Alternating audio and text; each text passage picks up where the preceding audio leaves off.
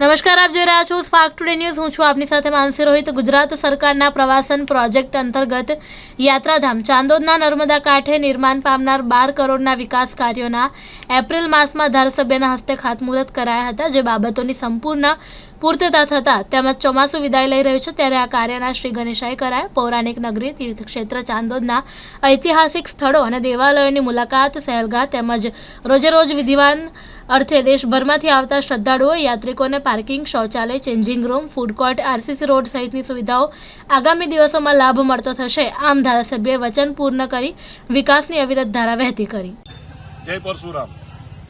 ચાણોદ તથા માર્કંડેશ્વર ગ્રુપ દ્વારા અમે ધારાસભ્ય શ્રી શૈલેષભાઈ સોટતાનું હાર્દિક સ્વાગત નથી પણ ખૂબ અભિવાદન કરીએ છીએ કે માર્કંડેશ્વર ઘાટ તરફ જતો રસ્તો, પછી સંરક્ષણ દિવાલ, પછી જે કંઈ બીજા કાર્ય છે જે પ્રવાસન ધામ દ્વારા નક્કી કરેલા છે અને સોટતા દ્વારા એને પ્રગતિમાં કાર્ય આગળ ચાલુ છે અને કામ અત્યારે પણ ચાલુ થઈ ગયું છે।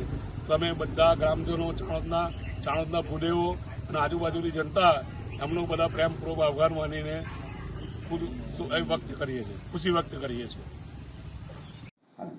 યાત્રાધામ ચાણોદ દક્ષિણ પ્રયાગ તીર્થ તરીકે ઓળખાય છે। મોટી સંખ્યામાં ધાર્મિક વિધિ કરાવવા માટે યાત્રાળુઓ ત્યાં આવતા હોય છે અને ધ્યાનમાં રાખીને સરકારમાં રજૂઆત કરવાથી ત્યાં કપિલેશ્વર ઘાટ અને બીજા ઘાટોને નવીનીકરણ કરવાનું કામ હાથ પર લેવામાં આવ્યું છે।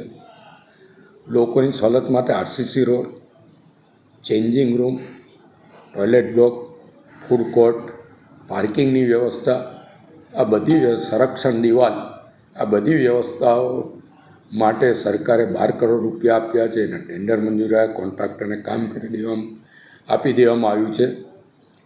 નવરાત્રિમાં ચાણોદ ખાતે મેં વચન આપ્યું હતું કે આ કામ નવરાત્રિ પૂરી થતાં ચાલુ કરી દેવામાં આવશે અને એ કામગીરી હાલમાં ત્યાં ચાલી રહી છે અને એના જ કારણે ચાંદોદના જે વતનીઓ છે, જે લોકો માછીમારો હોય, જે નાવડીના ધંધા સાથે સંકળાયેલા છે, જે કર્મકાંડી બ્રાહ્મણો છે, આ બધામાં એક નવો ઉત્સાહ અને ખુશીનું વાતાવરણ છે કે વર્ષોની જે એમની લાગણી ને માગણી હતી એને સરકારે સ્વીકારી છે અને અંદાજે 12 કરોડ રૂપિયાનું કામ શરૂ કરવામાં આવ્યું છે।